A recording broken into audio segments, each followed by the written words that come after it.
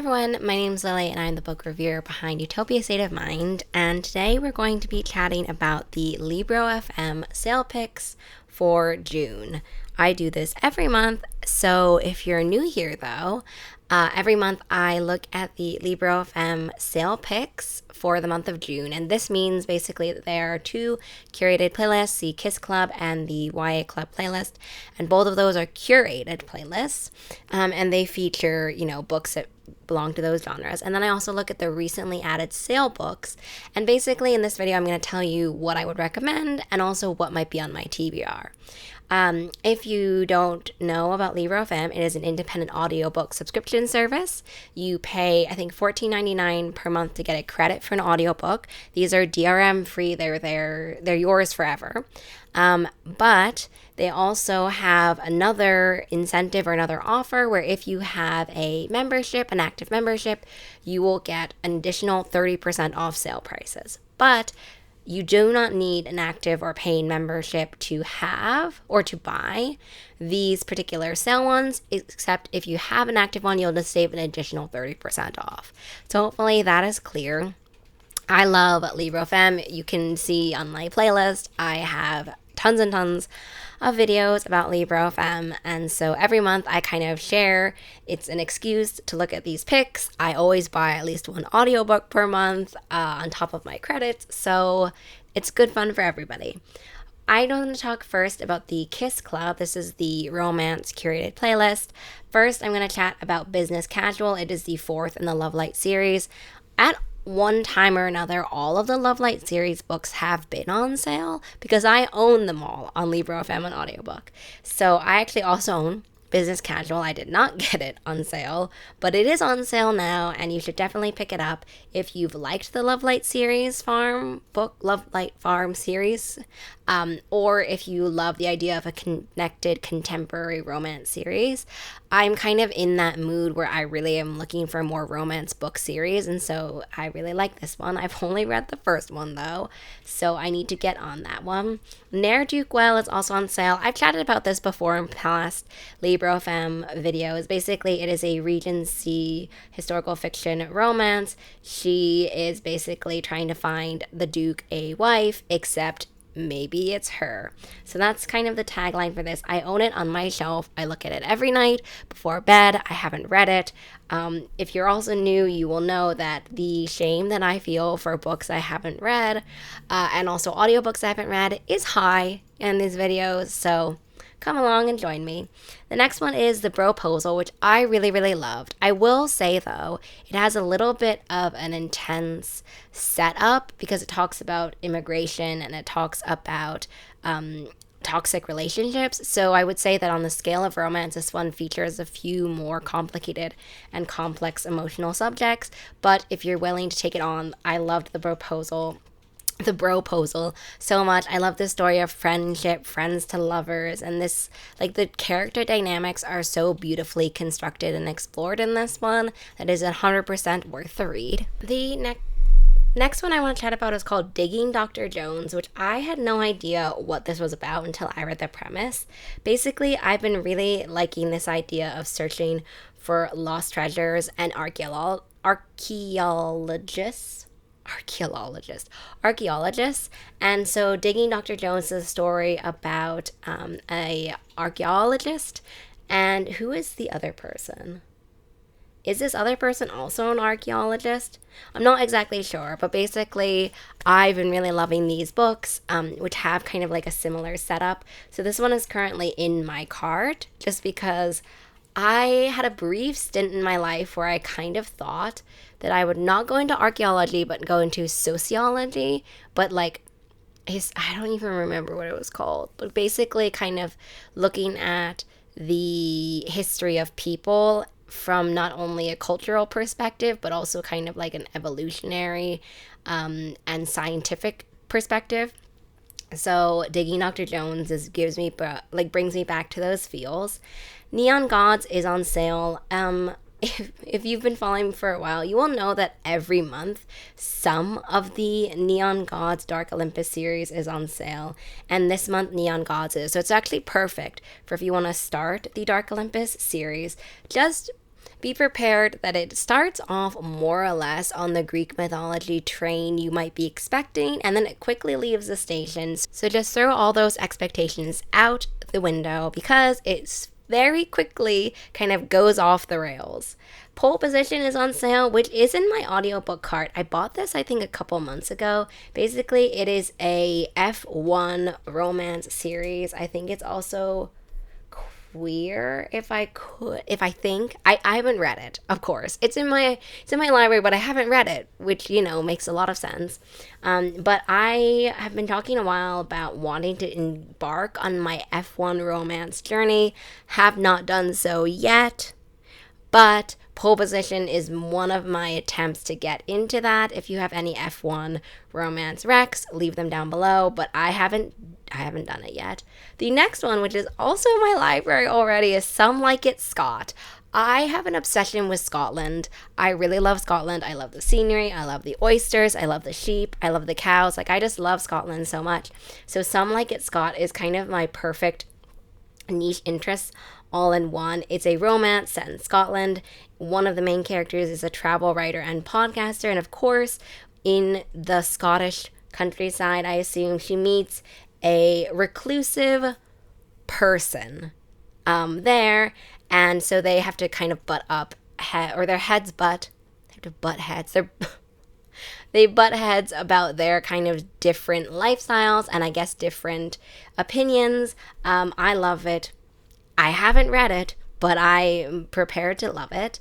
The next one is The Legend of Mineka, and I really, really enjoyed this one. If you kind of love this idea of dance magic or magic in fantasy, this is perfect for you. It is about a dancer who is supposed to seduce a human sage, but then she ends up falling for the human, which is like a kind of a big deal because she is, I don't know if she's necessarily a god, but she's kind of in the god realm. And so falling for a human is a no-go. And so this has kind of like a hint of different opinions because the sage has different opinions on the gods. So it has kind of an element to it where both of them have to come up against the things that they think are true and know to be true. So I loved that aspect to this romance, which I would love to recommend to you. Next, we have Forward March, which is, again, in my library, but I don't know if I've actually read it because, of course, basically the main character, this is a YA romance, by the way, and the main character is in marching band. At the time, I was reading a bunch of different marching band books, and I don't actually even really know how this happened, but basically, she is trying to get through the marching band, but then her dad is a Republican, and he's trying to do her presidential campaign, but I think she finds out or starts having feelings for another girl at her school, and so she has to figure out if it's more worthwhile for her to live her essential being, like live to who she is, or kind of live the image that her parents want of her. So I have that in my library, and I don't know if I've read it. I don't think I have, though. Next is Heart of the Sun Warrior, which is the second one in the Celestial Kingdom book. It is a sequel to Daughter of the Moon Goddess. I love Daughter of the Moon Goddess so much. Heart of the Sun Warrior was so good, and if you've read Daughter of the Moon Goddess, but haven't read Heart of the Sun Warrior, check this one out. It is narrated by Natalie Naudus, who is an auto-buy narrator for me, and so it's a win all around. We next have the YA Club, and the first one on the YA Club is The Girl Who Fell Beneath the Sea by Axio. One of my favorite authors, hands down, period.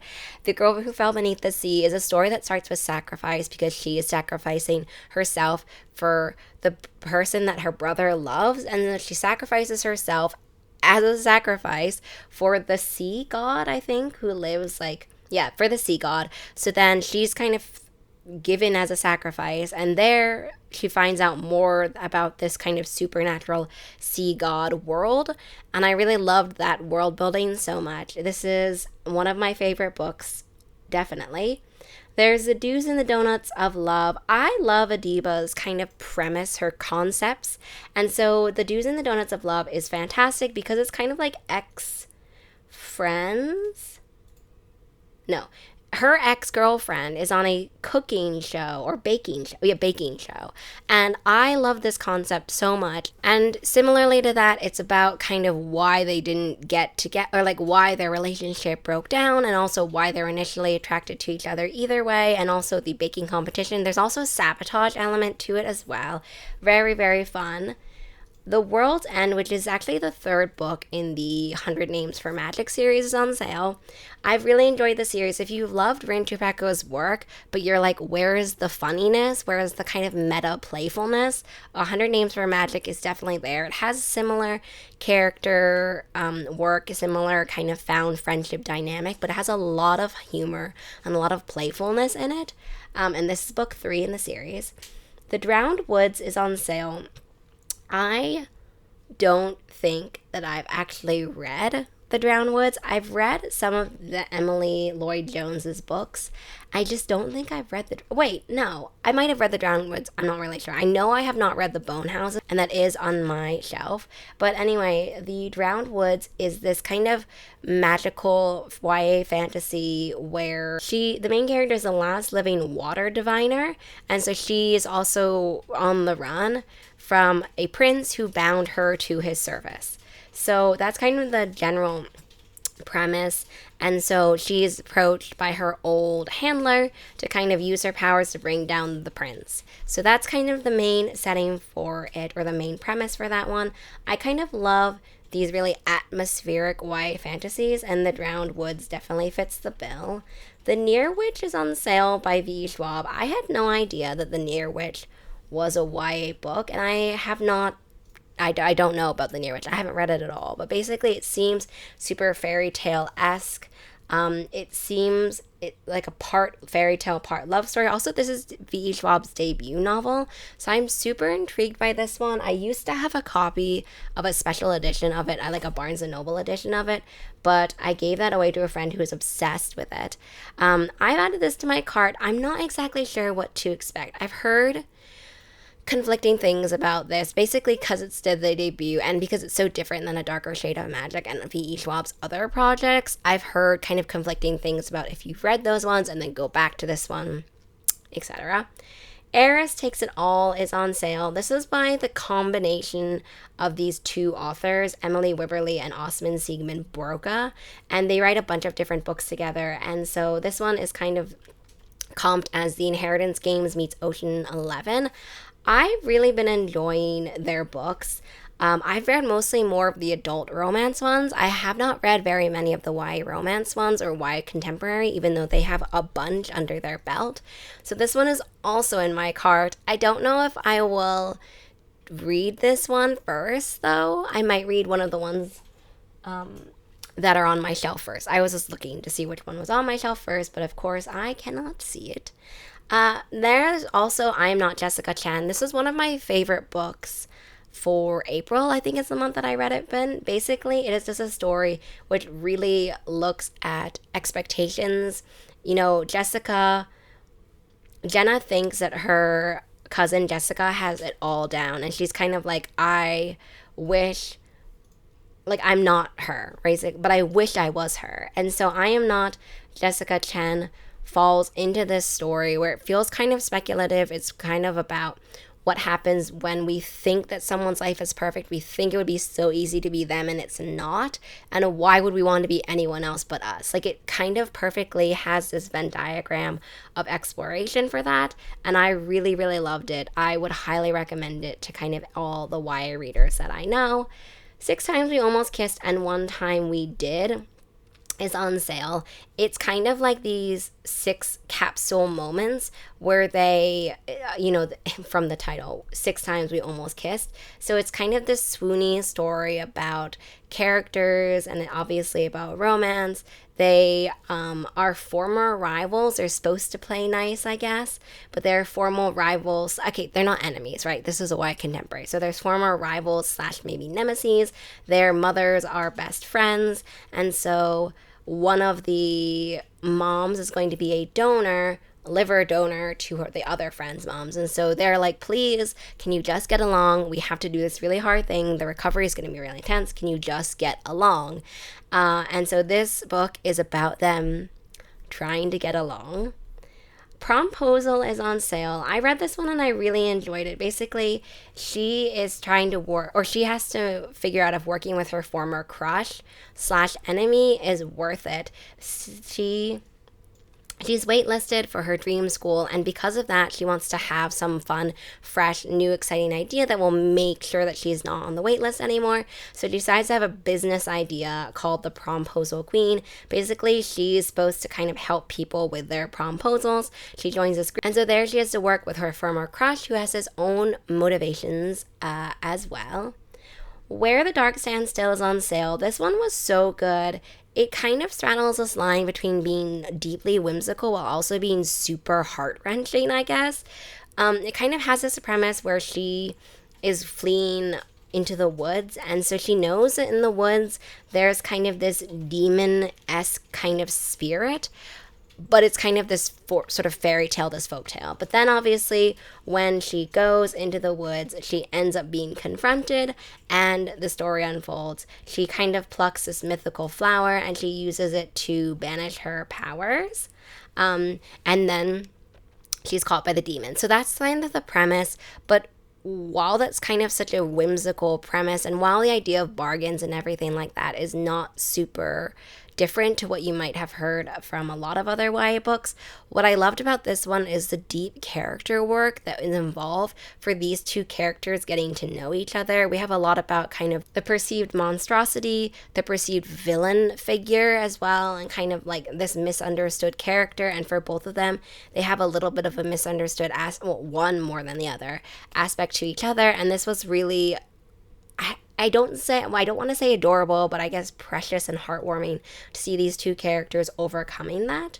The Last True Poets of the Sea is on sale. I have not read this in forever, but I remember when I finished reading this, I was so swept away. It's about a lost shipwreck, and basically the main character and her brother always have this family story about this missing shipwreck or this lost shipwreck, and there's lots of wrecks in the family.